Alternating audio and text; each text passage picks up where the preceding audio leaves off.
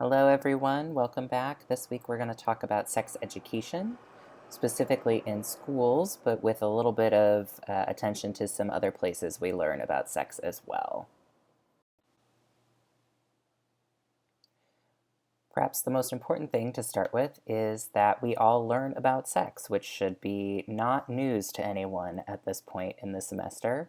That sex is something we learned, but we often tend to assume that we should all just know how to have sex because we're human, that it should become a pre-downloaded software, so to speak. And that's not actually true. We learn about sex from a lot of places, especially about how to have sex. So maybe you take a minute to think where and when and from whom you yourself have learned about sex. Some of those places might have been your parents or your families, starting as young children, asking about where babies come from. But continuing on, often schools are the most explicit way where we learn about sex in either middle or high school, sometimes starting earlier, and sometimes never actually getting sex education in school, but also thinking about the way in which, especially school-based sex education, is influenced by government regulations and legislation. We also might learn about sex from our peers, from religious or spiritual communities. Many of us learn about sex from the media, whether that's pornography and explicitly watching people have sex, or from explicit or more implicit representations of sex and relationships from movies or TV or other places.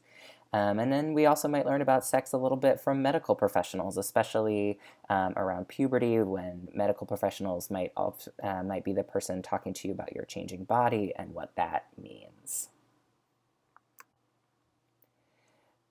When we talk about sex education and curriculum, we're most of the time talking about schools and the more formal curriculums that they have there. But we can also think about the different ways in which we learn about sex and apply these different levels of curriculum to less formal schooling, for example, messages from parents or peers or other spaces. Um, the most obvious or explicit curriculum when we learn about sex is often called the formal curriculum.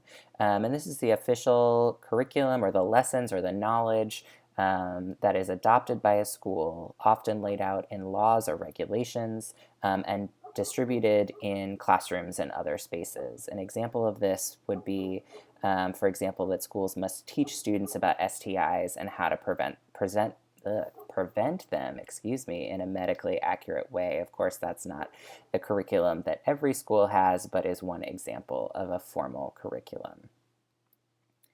Alongside these formal curriculums, we often have hidden curriculums or the unofficial curriculum or knowledge that is communicated through how material is presented and what is included or excluded. So for example, a hidden curriculum might be that LGBTQ plus people in relationships are not valued the same as heterosexual people or relationships. And this might be communicated through a teacher who's talking extensively about heterosexual relationships, heterosexual sex, and the sort of joys and diversity of all those different types of relationships, and then only at the end adds, sort of as an afterthought, that, well, some people are not heterosexual. And so while the official knowledge that's shared is that some people are not heterosexual, so therefore LGBTQ plus folks might be officially included in that formal curriculum. The hidden curriculum, by spending so much time on heterosexuality and very little time on LGBTQ plus relationships or experiences, implies or teaches us that that is not valued the same. A third level of curriculum is the evaded curriculum, and these are topics that come up and are often sidestepped or ignored for various reasons. Those might be legal reasons, that teachers are not actually legally allowed to talk about those topics or subjects, but it might also be for moral reasons, general discomfort, or just that they don't know, and so they don't want to talk about it. And so an example of that evaded curriculum would be if a student asks about contraceptive methods besides abstinence or besides condoms, and the teacher changes the subject object or responds with, "That's not what we're here to talk about today." So that idea that contraceptive methods that aren't abstinence or condoms would have been evaded and would then be part of that evaded curriculum.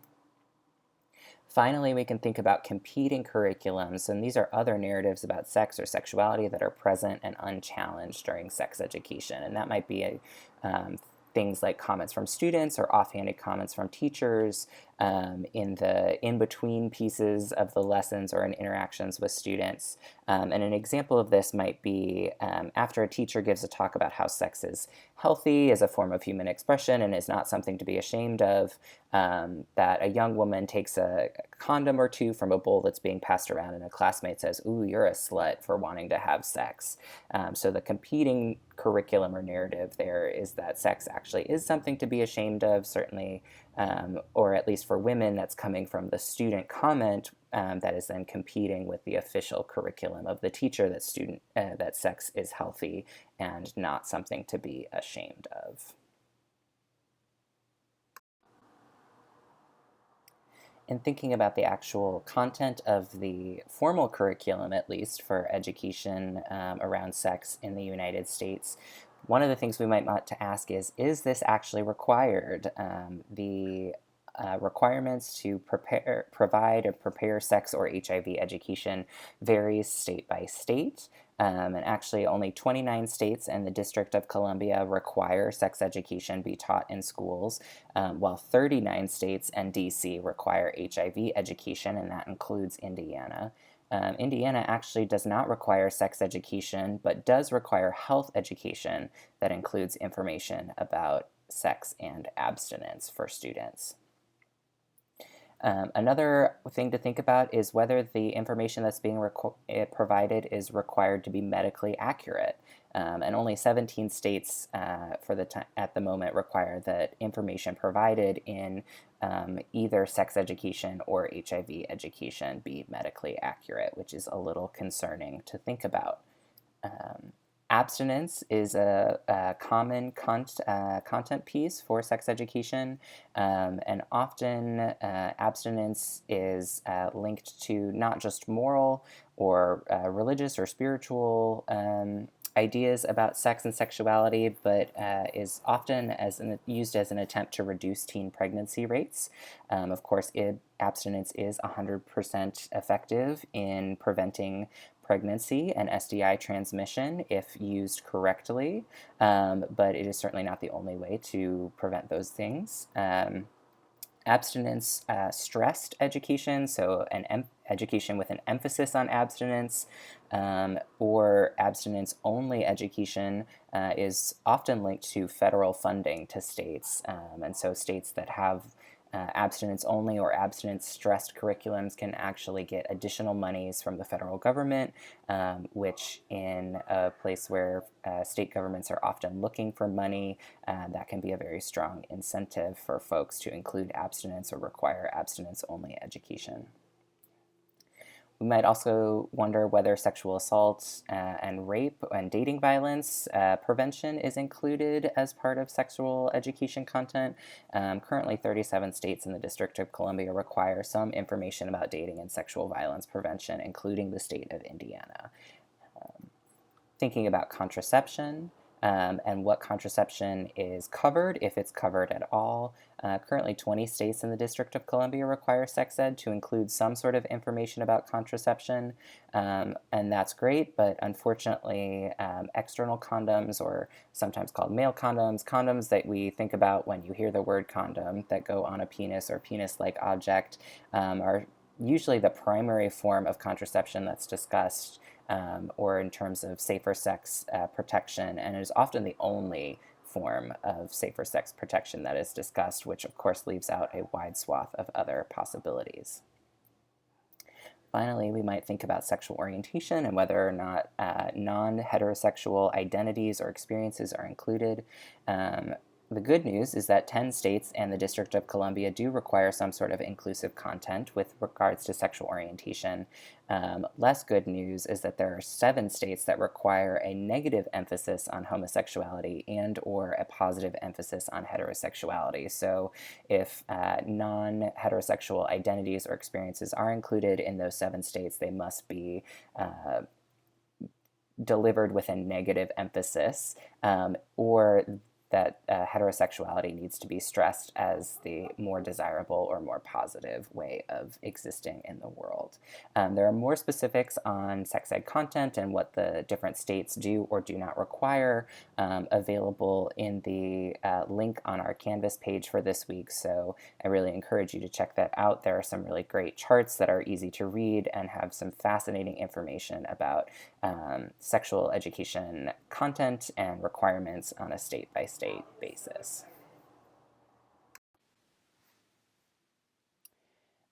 Another concept I want to make sure we touch on this week is this idea of a sexual double standard. This has come up in a few past weeks, but want to make sure we really dive into it when we're talking about sex education, especially because this is often part of that hidden curriculum or those competing curriculums, both in schools, but also in other places where we learn about sex from, for example, our families or our peers. And the sexual double standard refers to the differences in perceptions or reactions to or the evaluation of sexual activity for people of different genders. And this is often about men and women in heterosexual relationships, but certainly not exclusively. One aspect of the sexual double standard that is really important is the double standards around sexual autonomy.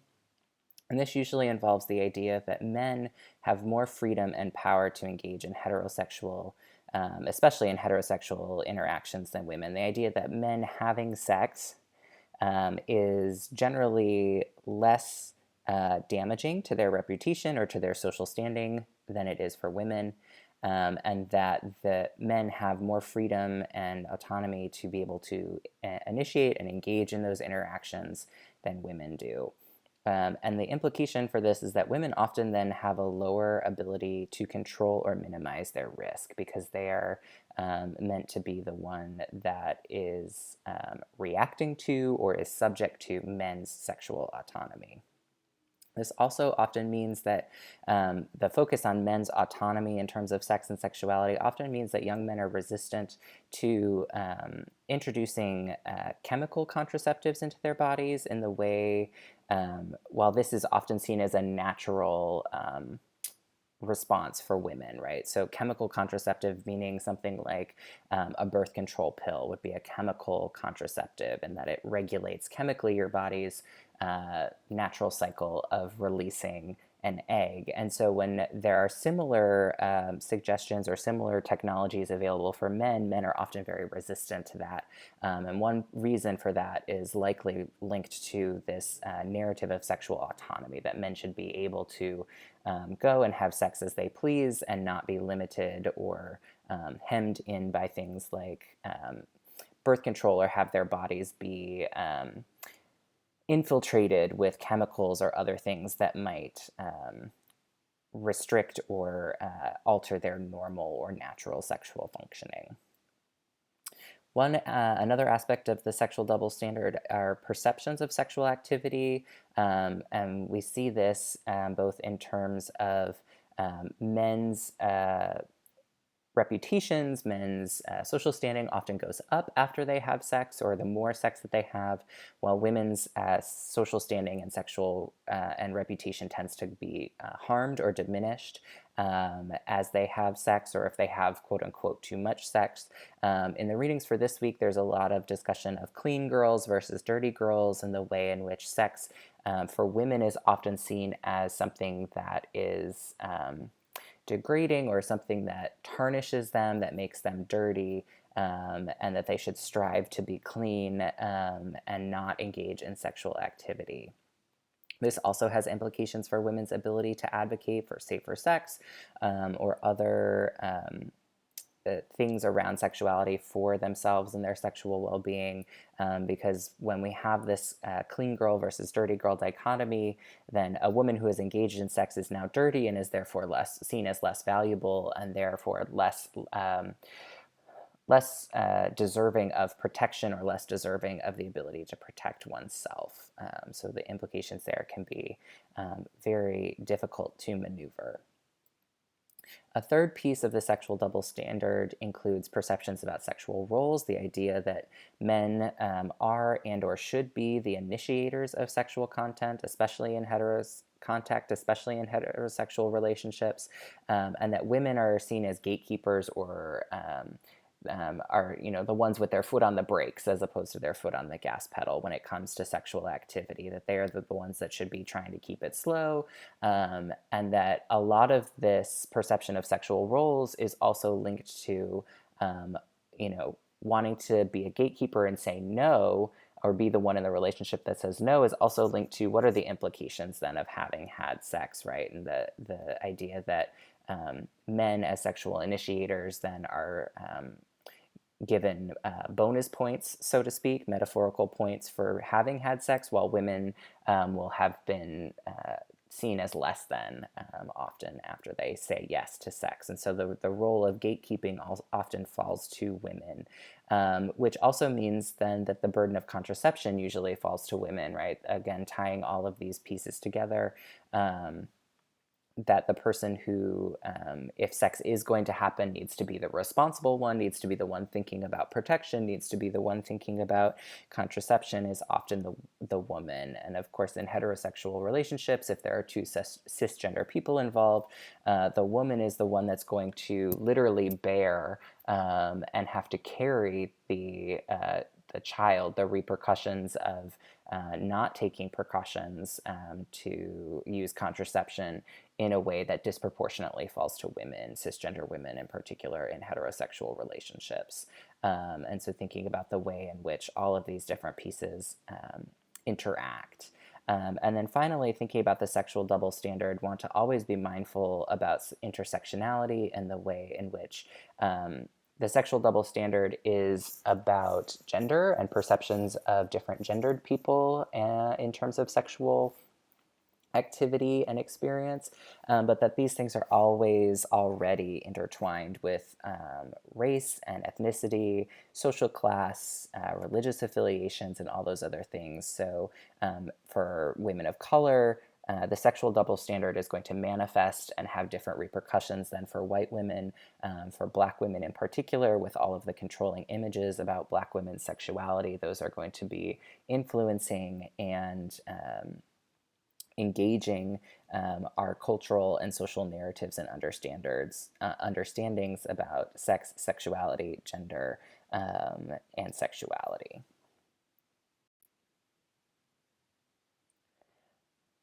Finally, want to just take a moment as we wrap up for this week to think about, based on everything we've heard and what we're reading for this week, what should sex education look like?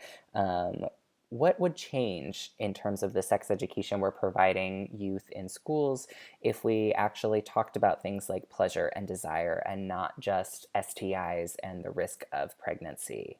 What would change if we talked about safer sex methods beyond condoms or beyond abstinence only? And how would that influence how people understand both their own sexuality, their own sexual experience, but also on a cultural level, how might that change some of our narratives around sexual double standards, for example?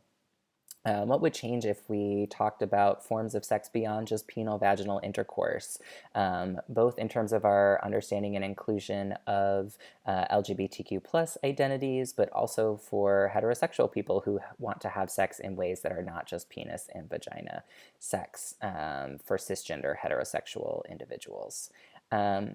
A question I'd like to leave you with is, what would you like to see in a sex ed curriculum, or what would you wished you had gotten as part of your sex education in school, if you got any sex education at all? And what are some of the ways, being smart and autonomous people that you have supplemented your own formal sex education either while you were in school, in high school, or whenever you were experiencing that, but also as adults and beyond that. Certainly, taking this class is a form of supplementing your formal sex education. But what other ways have you sought out, or what information have you sought out to learn more about sex and your own experience as a sexual human being or an asexual human being living in a world where we assume everybody is going to have sex? That's it for this week. I look forward to seeing you all next week.